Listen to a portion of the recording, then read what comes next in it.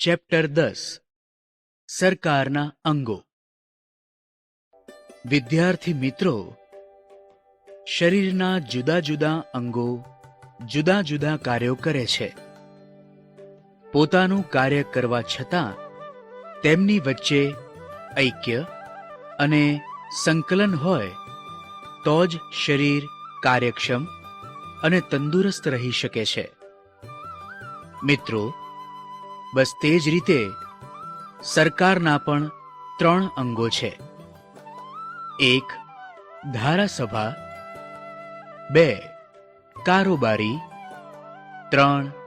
ન્યાયતંત્ર.